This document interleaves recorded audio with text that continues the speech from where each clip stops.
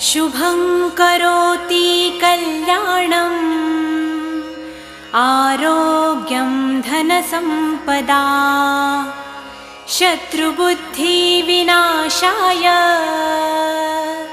Deepjyoti नमोऽस्तुते। दिव्यादिव्यारे दीपत्कार Kani कुंडलमोतीहार